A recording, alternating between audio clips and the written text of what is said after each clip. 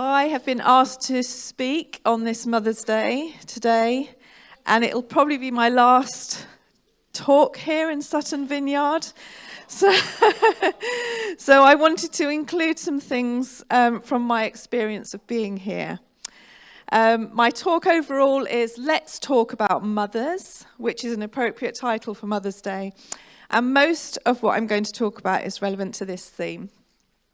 I do want to say, though, that I'm also thinking about the role of the whole church collectively as metaphorical mother in the world, because we function in the power of the Holy Spirit, who represents the Father, the Son, and the Spirit. In the Bible is linked to the idea of wisdom and is called Sophia, which is a female personification. So we're going to be looking at some interesting things.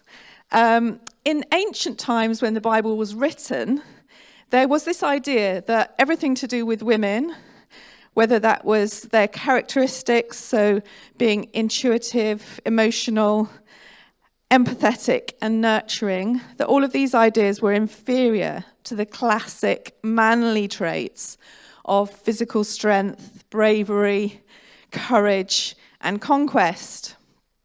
And we know that this isn't true. We don't any longer buy into these stereotypes. And we know that whatever gender we are, we can and should develop according to our own giftings and the needs that are in front of us as well, of course. So nurturing is the job of parents, not just mothers. And bravery and courage is the destiny of women and men. In fact, whilst we may refer to God, the Father, and Jesus as male, which of course they are defined that in the Bible, and that's how we speak of them, they also have motherly traits and characteristics as well. And so we might be thinking about some of those this morning. And we're going to be thinking about mothers of the church who may not be biological mothers for all sorts of reasons. So we're thinking about the women who don't have children and also the men who contribute to this crucial role of caring and nurturing, whether that's children or people in the church. So whether you are fathers or grandfathers or not, men, women, children, we want to include everyone because it takes a village to raise the children. And children are not only our future, but they're part of who we are today. So this picture here, the iconic Moses basket, is going to be in the background of most of what I'm going to be talking about today. Firstly, a large percentage of my time here has been at the wonderful lighthouse on a Thursday morning.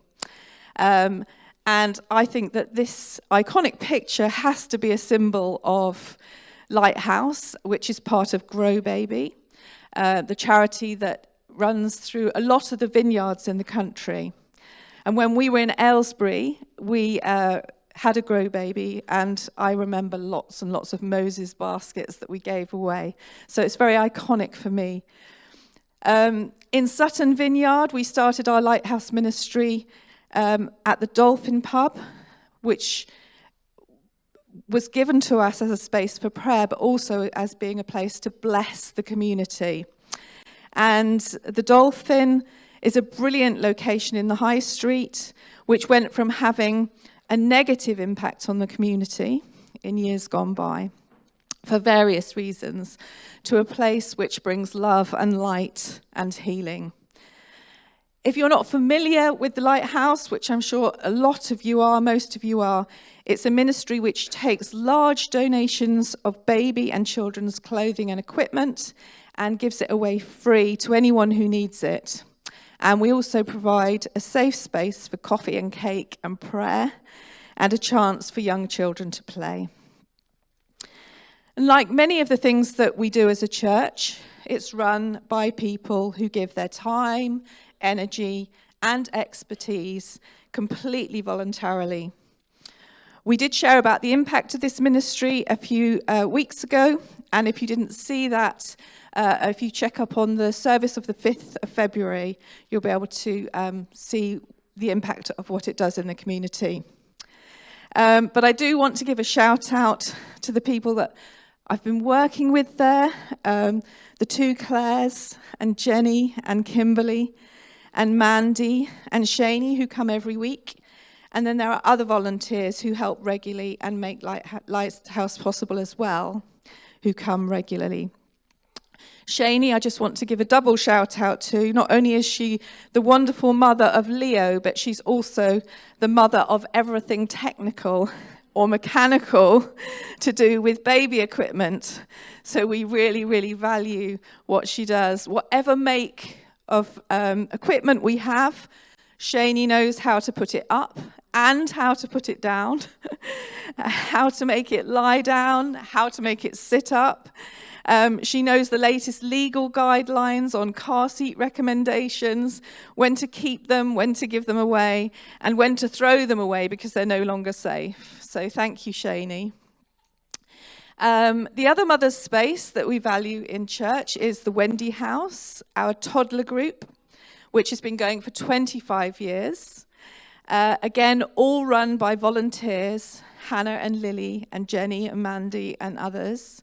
Bev Clark, our previous and founding senior pastor, started it. And Hannah Miles told me that not only is it a safe and fun place for children and parents to share lives, but it's also a place where grandparents are able to come and be part of that community as well. And all of these places are open and welcoming to men who are in a nurturing parental role. Looking after children is best done in families. We don't want to buy into the stereotypes that say it has to be a particular type of person that is involved. And there are many models of family, and amongst other things, the church should represent a loving, fun, and safe place, the village, where it takes a village to raise a child. Mothers, fathers, grandparents, aunties, uncles, brothers, sisters, cousins, and all the rest. So that's things that are really happening in the church, which are child and mother spaces, and that they're absolutely brilliant. Let's go back to the Moses basket, because we're actually going to look at some of the story of Moses in the Bible today. Have you thought about the fact that every time we read about a hero in the Bible, we don't often recognize that their story is absolutely full of unsung heroes as well? And this is particularly true, of course, because the Bible was written over a period of a few hundred years, during which time the groups of people, the tribes, the families, were all defined in masculine terms. The man at the top and the people belonging to him underneath. So it's not that we're going to be speaking against men, but what we are going to do on this Mother's Day is consciously look for some of the unsung heroes who are mothers. Okay, so the story of Moses is in the book of Exodus. It's the second book in the Old Testament, and it includes the story of how the Israelites came out of slavery. It's part of a much bigger story, of course, which goes from the creation of the world in Genesis at the beginning until the end of Exodus, where the Hebrew people, after wandering around the wilderness for 40 years, are standing on the outside of the promised land, waiting to go in. So let's go to Exodus 2.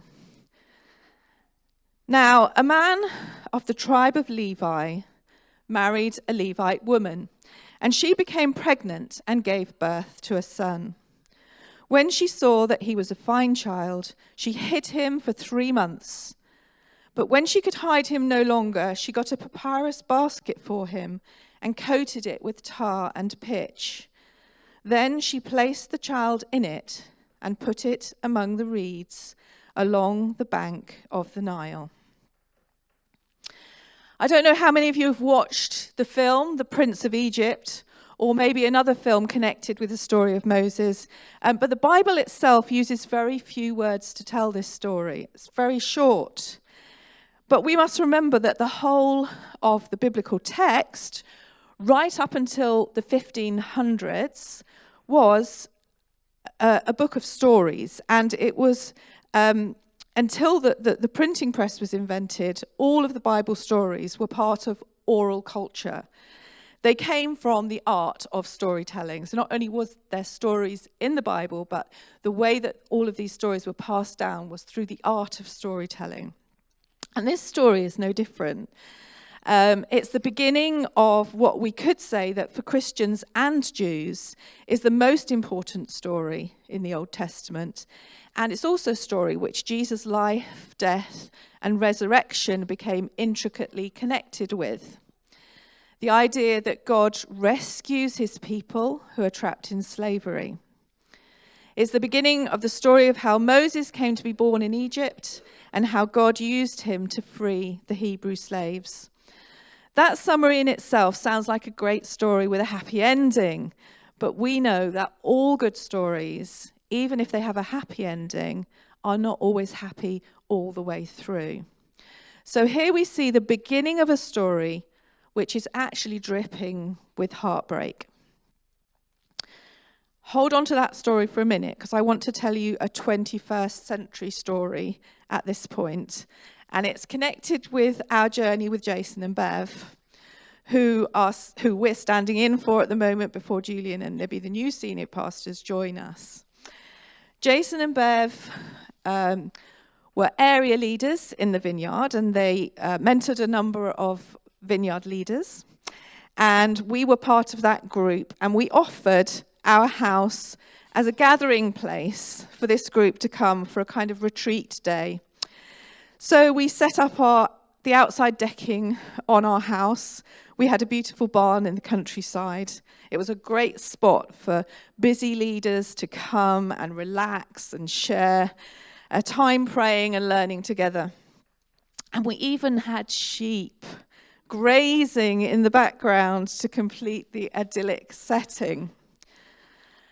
But unfortunately, on this particular day, it was the sheep that presented us with a problem. But the problem that they presented us with was not nearly as bad as the problem that they had. What happened was that it was the day that the farmer decided to separate not the sheep from the goats, but the ewes from the lambs. And the lambs were put into a field to stand alone without their mums for the first time in their lives. And then the mums were put into a field without their lambs for the first time of their lives. And this happened either side of our house, of our garden. So shortly after everyone arrived for a peaceful retreat in the country, the ewes and the lambs started crying. And it was earth-shattering, and it was totally traumatic and distracting. We had to go indoors, and we didn't realize what the noise was all about until later. Of all things that go against nature, this must be one that is really up there in significance, a mother and child being separated. It goes against the natural order of care and protection and nurture that's built into being human, but also being part of the animal world as well. And coming back to our Moses story, we see this here at the beginning of this story as well, a mother being separated from her son.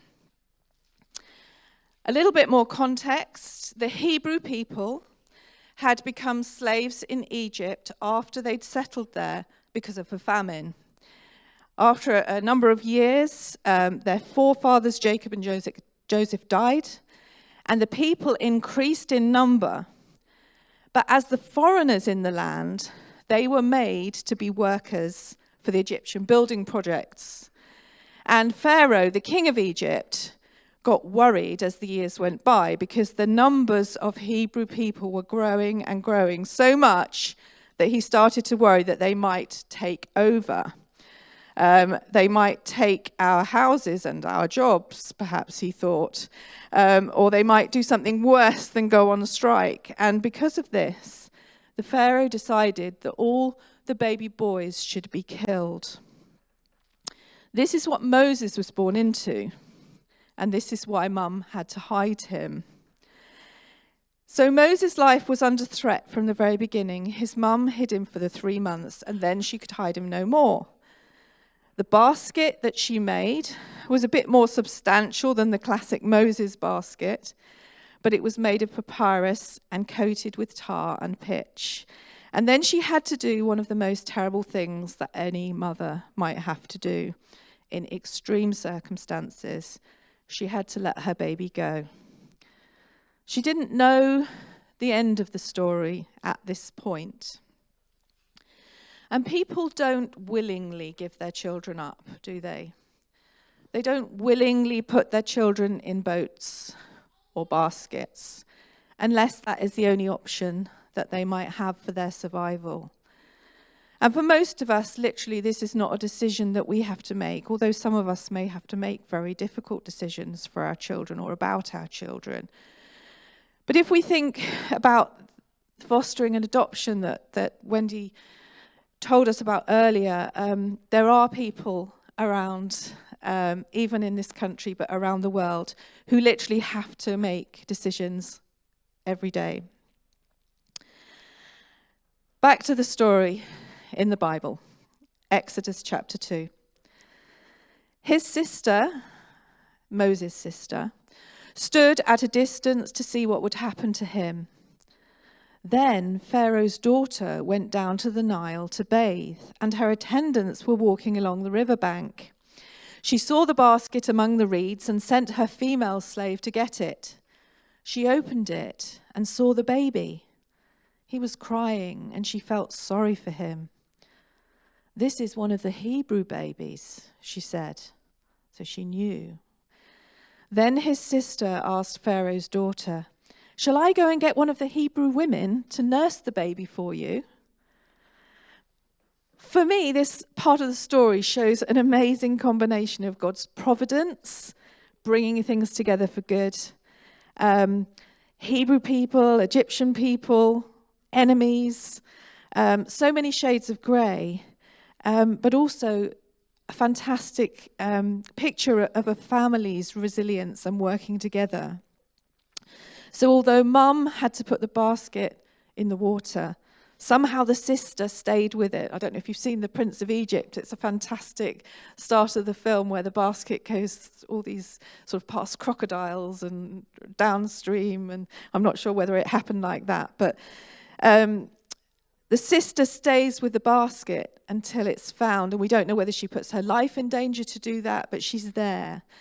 And when Pharaoh's daughter comes to bathe, she opens the basket. She knows it's a Hebrew boy, but she can't resist loving that baby in the basket. It's one thing knowing that something terrible is happening to people. Refugees, perhaps she knew, I'm sure she knew what her father wanted. But when she saw that baby looking up at her and crying, he became more than just one of those awful immigrant Hebrews, but he looked up at her as a precious child. And perhaps what was going through her mind was, I'm just not sure if my wet nurses will want to nourish a Hebrew child, or they might give him up to the authorities. So, of course, then when Moses' sister turns up right in front of her and says, "Oh, would you like me to find a Hebrew mother to be the wet nurse for this baby?" She says, yes, that'll work. Yes, go and get her. So we think actually that might have been a really good place to end the story. Mother has to give up child. Child is in danger. Child is rescued. Mother is back with child. But it's not the end of the story. We know it's not the end of the story. It's just part of the intricate toing and froing of the narrative. And we've still got to go through the challenge of the life to the hero Moses, the overcoming of the monster Pharaoh, and the quest for the threatened freedom of God's children, the Hebrew slaves. So the next phase of the story begins like this. Back to Exodus 2. "Yes, go," she answered. So the girl went and got the baby's mother. Pharaoh's daughter said to her, "Take this baby and nurse him for me, and I will pay you." Win-win. So the woman took the baby and nursed him, and when the child grew older, she took him to Pharaoh's daughter, and he became her son. She named him Moses, saying, "I drew him out of the water." So after this time of weaning, Moses' mother again takes him back to the daughter of Pharaoh and gives up her son for the second time. She's with him for a substantial amount of time. We don't know how long before she has to give him up. But she has to let Pharaoh's daughter name him and bring him up then. She has to let him go. So the baby is called Moses, and the name Moses is linked to the idea that she drew him out of the water. And this also links throughout the biblical story with the idea of them coming through the Red Sea, coming through the sea where God parts the waters and makes it safe for them to go through.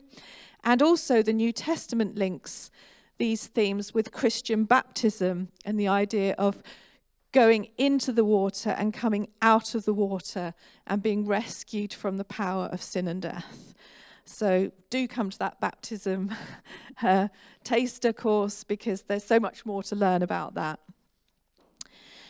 The other thing that this story shows as well is God's providence, as well as God's providence and care, is how a number of women faithful to God manage together to overcome the oppressive power of Pharaoh.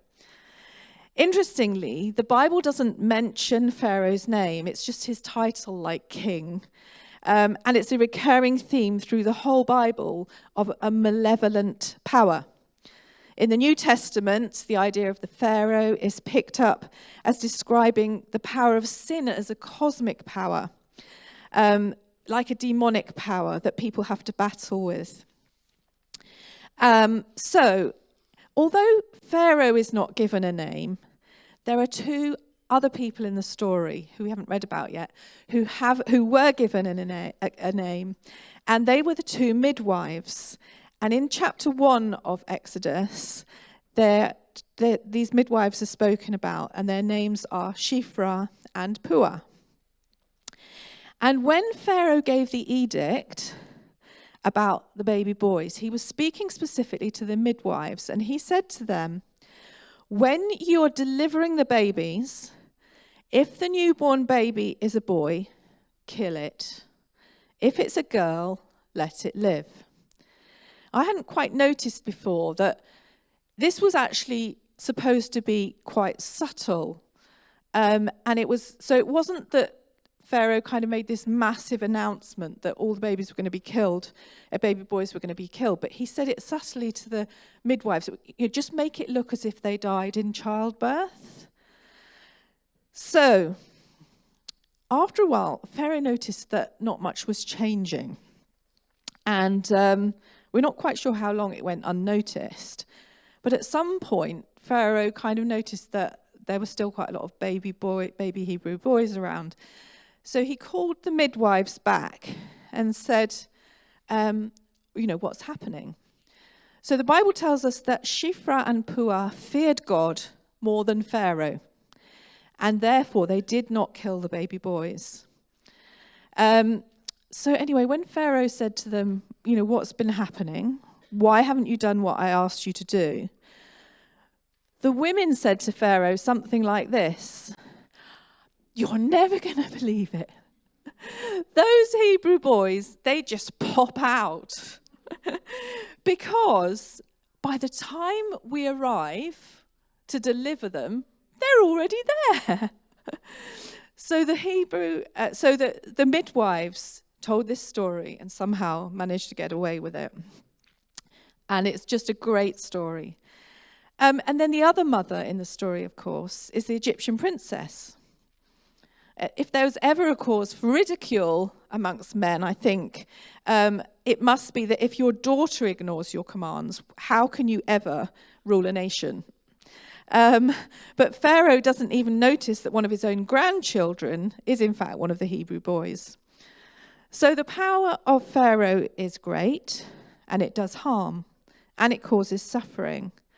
But through that story of suffering and harm, we can see the beginning of the story of freedom and deliverance, and how the way that people are used in that story make a difference and show whose power is most powerful. But the Bible doesn't hoodwink us into thinking that everything is going to be or always should have been ideal. It doesn't put across the idea that in order for children to turn out okay, or as they should, there must be a perfect scenario, or a perfect family, or a perfect world. At any point along the way in these stories, the people could have given up. Moses' mother could have given up. Moses was in someone else's care, and this could have been the end of her life. It could have been the end of her purpose. But she was part of a much bigger story, one which she could never have imagined.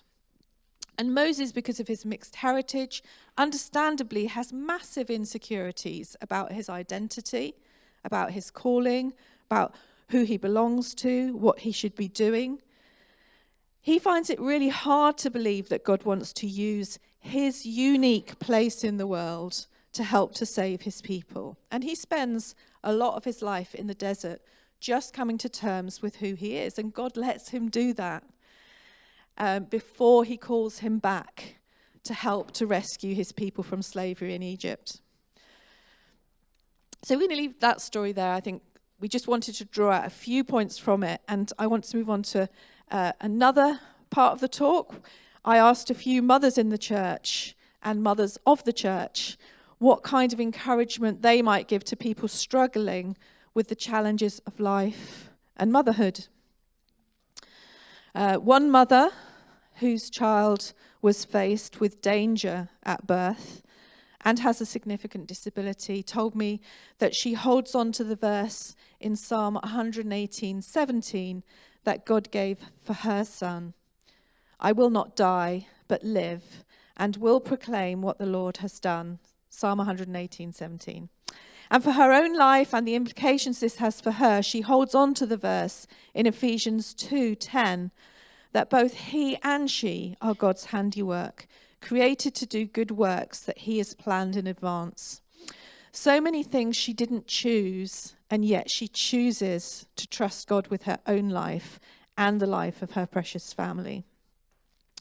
Another mother in the church who doesn't have children of her own holds on to the promise in Psalm 113:9 that he settles the barren woman in her home as a happy mother of children. And this amazing woman is an integral part of just about all the children's ministries in the church and has a real heart for teaching and encouraging the next generation. She gave me this verse as one which is so great at putting across the idea that faith is something that the children catch from us, much more than learn in a formalized way. And this is in Deuteronomy 6.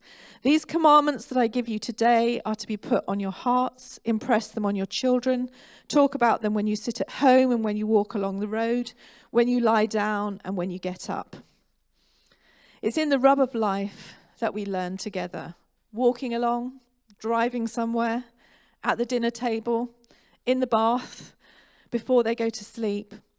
What a wonderful opportunity we have as parents or other parents, helpers, part of God's village that bring up the children, to share God's love with them through the disappointments and the joys of life. And for the next couple of minutes, and the last bit of the talk, I want to share some scriptures that I love, which describe God in mother-type language. This first one is from the book of Hosea. It says, "Yet it was I who taught Ephraim to walk, I who took them up in my arms, but they did not know that I healed them. I led them with cords of human kindness, with bands of love. I was to them like those who lift infants to their cheeks. I bent down to them and fed them." So Ephraim is one of the tribes of Israel. And do you realize that we are not only God's hands and feet, but we're also God's cheeks? And when you press those adopted or fostered children or your own birth children into your cheeks, you are God's cheeks to them. And when you bend down and feed those in need, you are God's hands and feet to them. Next verse, Hosea again. Like a bear robbed of her cubs, I will attack them and tear them asunder. A mother bear. You don't want to make a mother bear angry by doing harm to her cubs. And woe betide anyone who mistreats or abuses God's children. If you are a Christian believer in the idea that because of what the Apostle Paul says in the first 7 verses of Romans 13, that we should always obey the government, whatever they say, because they're the ruling authority, then you need to read the rest of what Paul says to put this into context. In most of the rest of the Apostle Paul's letters, he writes about how we live as though Jesus is Lord and not Caesar or Pharaoh.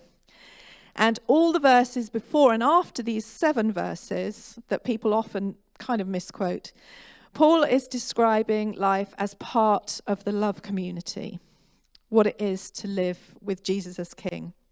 And it's only insofar as the taxes and the general law keeping and providing for the people that the state must do, Paul says, we should live as good citizens. But where this clashes with God's rule and gracious kingdom and people being harmed, we must become like the midwives and the mothers who protect their children from harm. Remember, the named, celebrated midwives were tricky. Oh, sorry, Pharaoh. Those Hebrew boys just pop out before we can even get there.